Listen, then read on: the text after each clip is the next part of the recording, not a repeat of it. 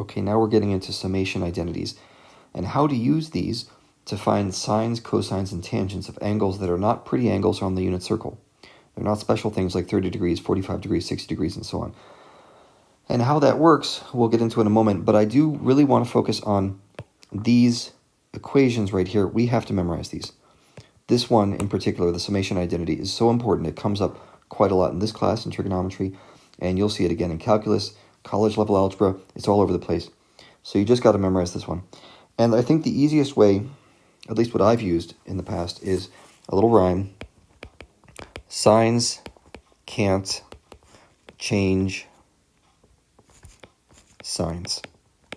And if you think about what's happening in the equation, see I've got an S right here, sines.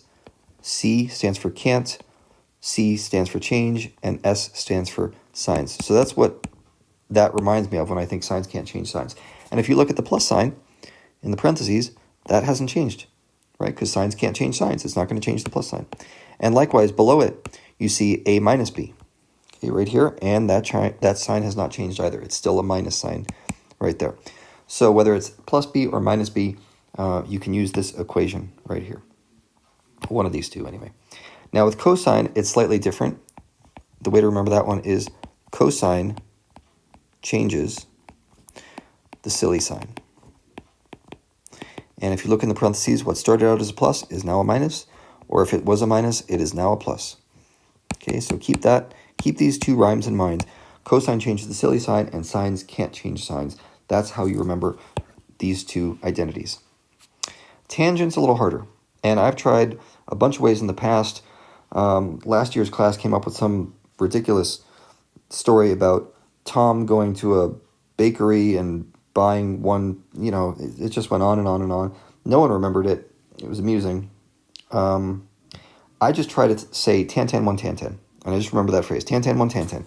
It's a palindrome, because I think palindromes are fun, right? If you say tan, tan, 1, tan, tan, see? Same forwards and backwards. Now, these tans are multiplied, tangent times tangent. These tangents are added together, but, it's the best I've been able to come up with. So if you like palindromes, maybe tan, tan, 1, tan, tan is going to help you out. The opposite angle addition, difference, if you have tan of A minus B, that's going to change the signs. You're going to have tangent of A minus tangent of B over 1 plus tangent of A times tangent of B. And sometimes people ask how you can remember that the plus goes on top and the minus goes on bottom in this case, and vice versa. Well, think about it this way. The top of a tangent function equals sine over cosine, or the tangent equals sine over cosine. That's the quotient identity. Now, sine can't change sines. So what started as a plus stays as a plus over here, because sines can't change sines. But cosine, which is on the bottom, cosine changes the silly sign. So what started as a plus now turns into a minus on the bottom. And that argument is reversed if you have tangent of A minus B. Okay? Most important thing, though, I think, is maybe remember the quotient identity, which you really should. And remember that tan, tan, 1, tan, tan, that is a palindrome. I was looking at palindromes on the web to try and figure out how to drive this message home. Look what I found. This is a palindrome, apparently, according to the internet. It's called a taco cat. Have you heard about this before? It's new to me. Taco cat, same forwards as backwards. So if this disturbing space monster here helps you remember tan, tan, 1, tan, tan, great. That means a cat has, for the first time in history, come in useful. And that is enough to satisfy me. So, moving on, let's put these equations to work. I'm going to ask you for sine of 285 degrees. Now, when I think of 285 degrees, first thing I think is, oh gosh, that's not on the unit circle. Here's my unit circle. See right down here? It's not on there. I've got 270, I've got 300, but I don't have the one in between. I don't have 285. But I can say that 285 equals 45 degrees plus what? Well, 240. 45 degrees, I really love 45 degrees because when you're trying to break angles down, 45 degrees is always a good one. It's always 45 degrees this, 45 degrees plus that. So as I look at my unit circle, I see 45 degrees right there and 240 degrees right here. So I can tell that this is going to be a useful way to talk about this angle. So let's go ahead and break that down. Sine of 45 times cosine of 240. And sines can't change signs, so that's going to have to be a plus between them. Then it's going to be can't change signs, so that's cosine of 45 and sine of 240. Okay, so that's how I would break this apart and make it a little easier to tackle. Now, in terms of what that actually turns out to be, well, you use your unit circle. So sine of 45 is radical 2 over 2. Cosine of 240, do you remember this one? Try to think about it before I scroll down. It's going to be the x direction, and 240 is almost 270, so it's an arrow that's pointing mostly down but a little bit to the left. That's going to be negative 1/2. And you see what I'm talking about? It's going a little to the left, so that's not very far in the x direction to the left. So that is negative 1/2. So we would say, get that cat off of here.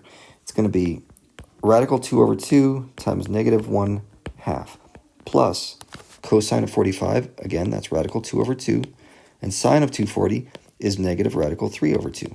Okay, that was an arrow pointing mostly down to the left. So mostly down means radical 3. And when I multiply those together, what do I get? Looks like negative radical 2 plus, I know it's hard to see with all the scribbles here, but it would be negative radical 6 all over 4. That would be my answer for this one. So you see I broke it into two angles and then split those according to sines, can't change signs. If this were cosine, you would have just said cos 45, cos 240, minus sine 45, sine 240. Now with tangent, same idea. I want to use 45 degrees somehow. So I'm going to say 15 degrees. Well, that's just 45 degrees minus 30 degrees. So my formula has to be, let's see. Oh boy, this one's going to be longer. It's the tan 1 tan thing. So that's going to be tangent of 45 degrees plus, oh no, it's minus, because on the top tangent does not change signs. Tangent 45 minus tangent 30 degrees over, let's see, tan 1 tan. So that's going to be 1 plus tangent 45 degrees and tangent of 30 degrees. Okay, that's how you would break this apart into pieces. And then as you evaluate that, part of this turns out really nice because tangent of 45 degrees, this is another reason why 45 degrees is so great. Tangent of 45 degrees is just equal to 1. So this simplifies real fast. We get 1 minus tangent of 30 degrees. Well, what's tangent of 30 degrees? That's going to be, I think 1 over radical 3. 1 minus 1 over radical 3 over 1 plus 1 over radical 3. And if you want, you can put that in as your answer, right? It's technically correct. I would prefer to rationalize this so I don't have radicals making a compound fraction. It's kind of ugly. I might write this as, radical 3 minus 1 over radical 3 plus 1. And some people are going to point out, well, that's not rationalized either because you have radicals on the bottom. Okay, fine. But it looks better. So point is, it'll accept either of these things because the computer says, oh, you understand what the tangent summation identity is, so good enough.